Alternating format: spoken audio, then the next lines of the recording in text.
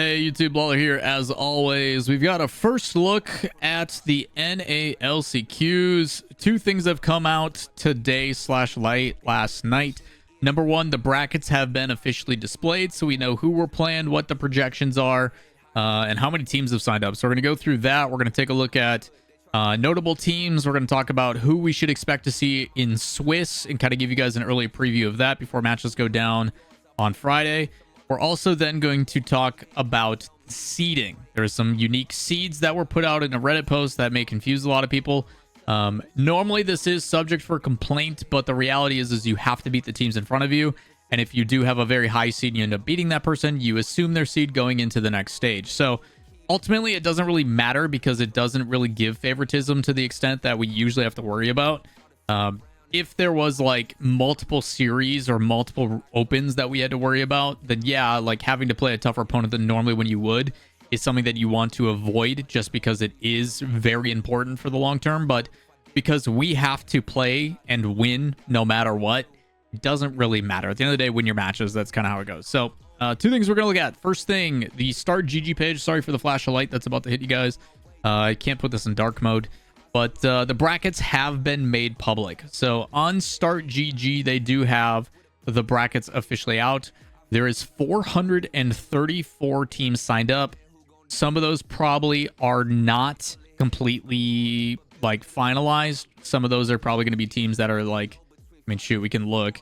If you go to the very end of it, there's a lot of incomplete teams towards the tail end. The thing I care about more so is the bracket. So they're going to put the 359 teams that are completed, and this will expand if there are more into 32 pools. Every team on the left side is your top seeds.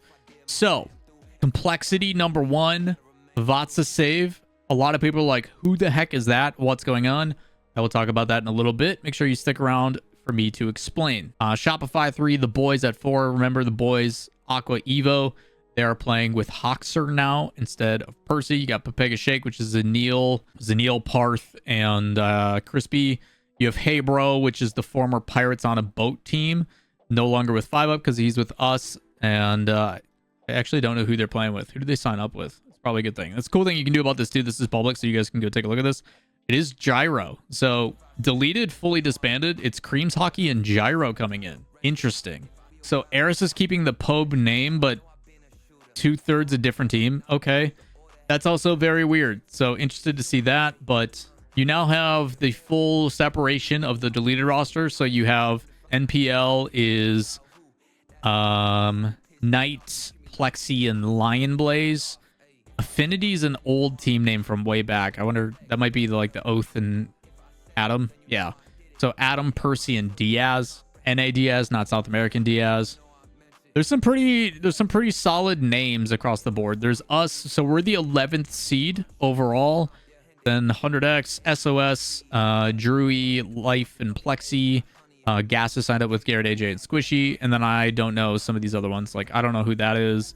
Obviously, Step Rose is now playing with Oath instead of TKRL.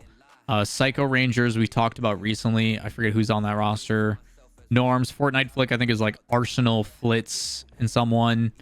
But yeah, a couple other teams across the board. So there's some interesting matches that you're going to see, but the easiest thing you guys can do when you're looking at these, for example, for us, if we're selfishly focusing on us, we're going to play the winner of Grand Forks Central Knights and SYX Black. These are going to be objectively our easiest matches. These are, to my knowledge, a best of 3. So on Friday of this week at roughly 6:20 p.m. Central, 7:20 p.m. Eastern, we play a best of 3. If we win that, we then play the winners of Mac is So Delish and Ace Hardware. Again, names I don't recognize. So if we win those, we then go through into the double elimination where we will face other teams. Now, the thing is you guys can't see these results, right? We can't see who the heck is playing. There is a show projected tag on the top left, and if you click that, it basically pushes forward the high seeds. So because of that, the assumption is that we will be playing a Fortnite Flick to make Swiss. Fortnite Flick, we have to go back into the brackets and find their pool. just so we can see who's on that roster. So my job as coach is kind of keep that mentality and be like, okay, who is Fortnite Flick? It's Jamaican Coconut, Flitz, and Arsenal. So Coconut, Flitz, and Arsenal, not a bad team, but realistically, we should be winning that and doing it pretty convincingly. Obviously, don't take them lightly, but it is a team that we should be beating.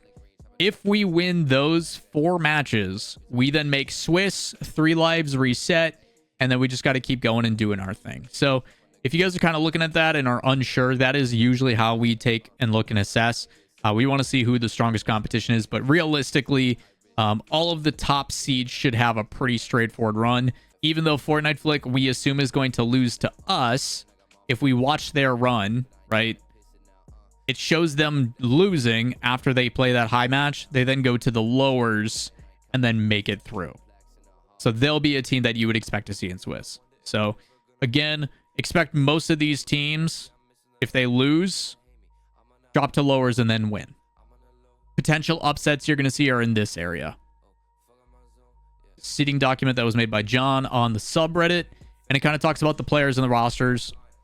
This is also a really easy way for people to kind of see who's on what team very simplistically, what the ratings are, and the expectations. Now, the big thing is the seeding rules for a lot of these. The first line only matters for one team. For purposes of LCQ Double M, teams are organized by the following parameters. The first one, all 3 starters' average RLCS 2025 seeding score. Each starter's RLCS seeding score is determined by adding 66% of points earned in the Birmingham Major and 100% of the points earned in the Raleigh Major. The only team that applies to is Complexity. They made the first major, therefore they have 66 of the major points that they earned in calculation. Because of that, and they're the only ones with points, they're the first seed. It's pretty straightforward. Everybody else then goes under the next rule set, which is highest final placement from a major or open that awarded RLCS points for a starter, and then all 3 of the starters' average ranked MMR ratings. This is where things I say, hey, are a little bit weird. The fact that we are lower rated than some of the other ones, it has to do with the fact that while Talk and Calm were together on Tech, they earned like 3 points. They missed an open, then they didn't play for another one. So points-wise, it doesn't really work out. The reason why we are 11th, though, is 5UP did have a top 4 finish with Pirates on a Boat. So when you average those 3 together, it puts us at 11th. It's like an 8th place, or like a 16th place, and then whatever. A lot of people memeing as well, being like Lawler's player 1 because he didn't trust the team with signups. And it's like, yeah, I put the team together. As coach manager, I created the team. Therefore, it slots me as the first person on the team. And then I just invited the rest. Everybody knows I'm not playing. It's just the way that it works out. If I could demote myself to an alternate and promote Talk to a starter, I would. I don't think the website allows me to do so. So that's just how it goes. That is where we're at. Competition-wise, people have been asking who the heck is Vatsasav. Porzas, Tasas, and Regzer are 3 players from Finland. They played in APAC earlier in the year, and because they earned points in APAC, those points then transfer over, which gives them the overall number 2 seed. Now, the reality is, like I said, is whatever team gets the blessing of having to play those guys, they win, they assume the number 2 seed. So when we get into double elimination, which is technically the 3rd stage of the tournament, first stage is double elim, second stage is Swiss, 3rd stage is then 16, 2 groups of 8 with double elim. Whoever beats them in that will assume the 2nd overall seed. At the end of the day, you got to win your matches in front of you. Does not matter. Going 2-0 in the group stage then automatically puts you as a team in the top 6, which is what everybody's kind of fighting for initially. With that being in mind, you look at the rest, I think things kind of equate to notable teams probably in your top 16. Top 16 should be pretty recognizable. There is some names on norms like Hazo, Cosmic, and Skippy that people should know. Obviously, you guys know Coconut and Arsenal. Nitros, Wellis, and Dizzy. Wellis, people know him because he came in as a sub on like mobile hotspot, Wi-Fi to win a series. Alraz from back in the day with Charlotte Phoenix with Delta and Beastabanium and stuff. Che, Wavy. Like some of these names you guys should know. Lunar Brawler. some of these names should be very recognizable, but realistically, if you're asking me, Complexity, Shopify, us, you can then talk potentially the boys could play upset.